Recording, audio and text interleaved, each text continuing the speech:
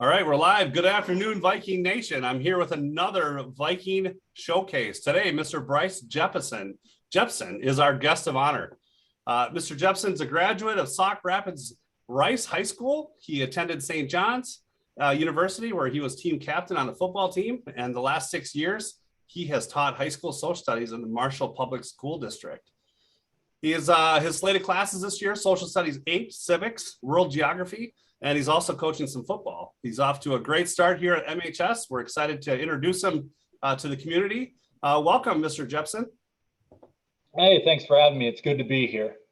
All right, well, you got 4 questions that you had ahead of time. We'll go through those, and then we'll put you on the hot seat, and we'll see how you react to those type of questions. I picked out some extra good hot seat questions for you, so we'll make sure we challenge you. Perfect. I figured you wouldn't let me off easy anyway, so you always got to challenge the new guy. Yeah, we got to put you on the spot a little bit. All right, so question number 1. You've spent a few weeks teaching, coaching here at MHS. What are your first impressions? How interconnected every single student is. I know they talk to each other, even though we probably don't see it because they're always on, we always think they're on their phones and they never see anybody else around. But like the kids will know about something that happened in, first period, even though I don't have them till 6. So they'll know about what happened in study hall. They'll know this or that. But the kids are really interconnected, and same with teachers. And everyone kind of seems to be really kind of know what's going on. No one's really lost at any point. It seems to be going really well in that sense that they all kind of know what's going on. All the teachers get to know you as well. And so same with all the other kids. It's really going. That's something I've really noticed, that it's really a tight community here. Good. Yeah. One of the perks and maybe curses of a small school is everybody knows everybody and seem to know everything. But so you played some college football and you played at St. John's. What position did you play? I played on the O-line. I played either tackle or guard. Okay. And you're a team captain. I mentioned that earlier. Well, what lessons did you learn playing college football that you apply to your life today? Oh, man, where do I start? So when I first got there, our head coach, who's the all-time winningest head football coach in college football history, John Gallardi, he won like 489 games or something ridiculous like that. And so many things. Probably the most helpful thing I use to this day is he said, it's always better to be interested than to be interesting. He says, people don't want to hear about you. People like to talk about themselves.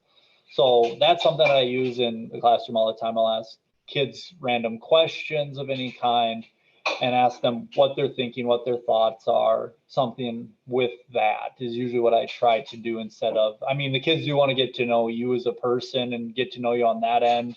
So then, there is that interesting part, but always to be interested over interesting, and that you don't have to, go with the same route that everyone else has. We had, our coach also believed in the no's. He believed in no whistles, no tackling, no yelling, no screaming, no, we wouldn't even have practices outside if it got to be, too buggy out. Mostly because he didn't like bugs at all. So that was why. But we had certain things like that where it was just like, I never really, because he'd be like, why do we even do that?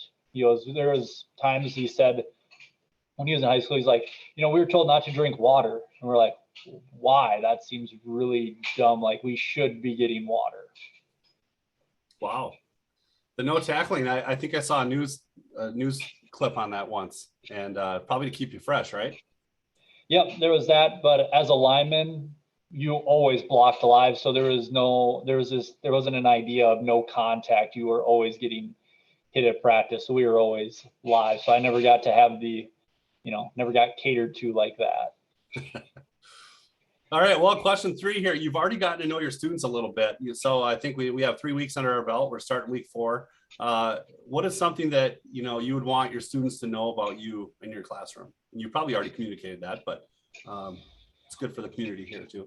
Yeah, I would just say in my room, just be comfortable and remember that we're in school. Whether I've had some kids already complain, or say, well, I'm bored. And it's like, well, this is school. You are not here to be entertained. One of the first things I say on day one is, when you walked in, it said, Minneota High School or Minneota Public Schools. It didn't say Chuck E. Cheese. It didn't say Dave and Buster's. This isn't Valley Fair.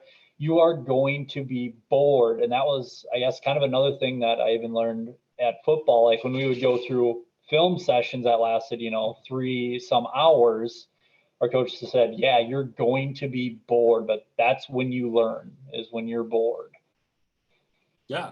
That would be something, I guess, is something along those lines. And, always feel free to participate. It's not just me up there teaching. You get to have a part in it as well. Good. So thinking back to when you were a high school student, did you have a teacher or a coach that made a big impact on you? And if so, who was it and what was the impact? Well, I'm going to save the names because the ones that had, that great of an impact are the reason I'm in teaching. And it was the ones I hated. It was the teachers I really disliked. And it was just like, why are we, it was, some of the same questions, like, why are we doing this? Like, what does this have to do with anything? How does this pertain to whatever? And it was even some of the things that later on, at the time I was like, okay, maybe I'll need this later. Maybe it'll be helpful later on. And it's like, God, that was not useful. So I had quite a few teachers that I just got, I don't want to say bored by, but just everything they did, it was just like, why are we doing this? And they would just be like, because I said so. And, I guess another thing I tell the kids even on day one is I don't want you to have to learn cursive because they're not going to have to really know that. I always try to avoid that as much as I possibly can. Good. All right, you ready for the hot seat? Absolutely. You survived the easy question. So I have 10 questions and I'm going to ask them rapid fire, whatever comes to mind first. And we'll go with there. The first question, we're going to go right up your alley of history. Question number 1, if you got to have dinner with any historical figure, who would it be and why? Ooh, Teddy Roosevelt. That guy has got so many stories and so many things that he has seen, and what he's been able to accomplish is really historical. It's amazing what he was able to accomplish in such a short amount of time. He was president for, the 8 years or, for a good chunk of time. And he did so much in there. And then even afterwards and before everything he had done. And plus, he's the president that put football on the map and said that's what we need to start doing. So I owe him a lot in that sense, I guess. Oh, good answer. Never saw the football part coming. If you could disinvent any food, what food would you make go away?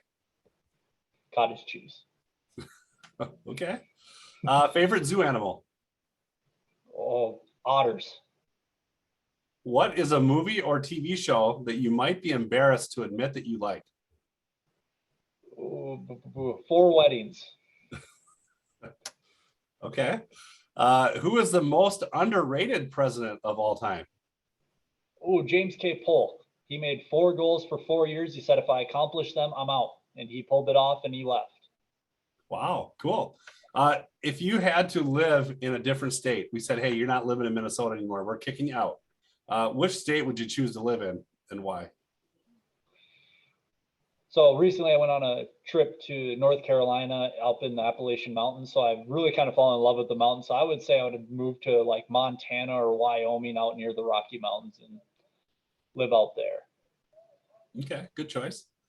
What is one of your top pet peeves? Oof. God, there's so many of them.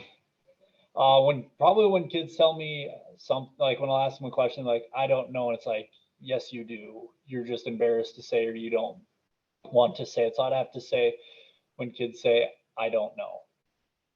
What's your least favorite holiday? Oh, probably any of them.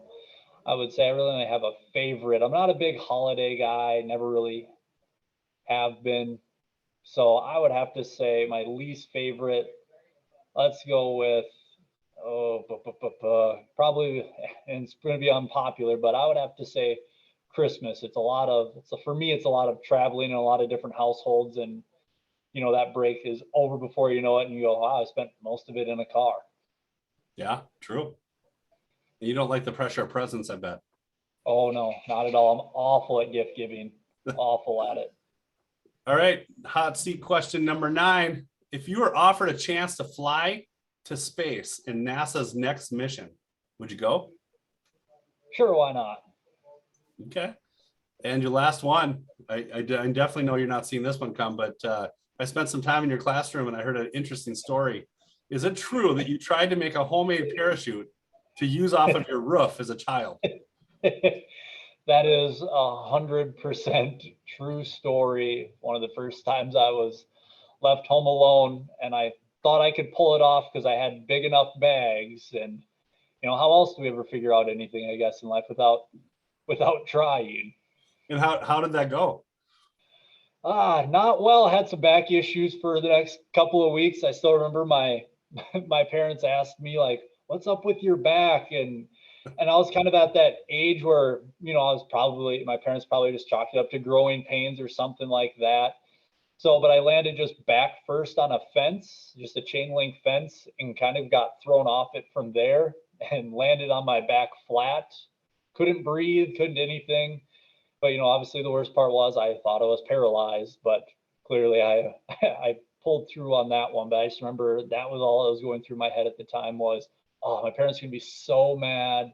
I'm gonna be paralyzed. I have to get a wheelchair. We're gonna have to get ramps in the house. But so yes, that is 100% a true story.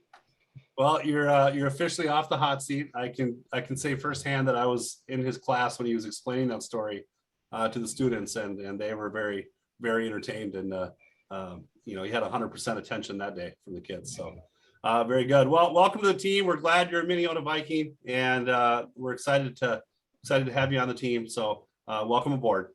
Hey, thank you very much. Happy to be here. It's been great. All right. Well, happy Monday, and it looks like it just started raining. So enjoy that JV football game in the rain tonight.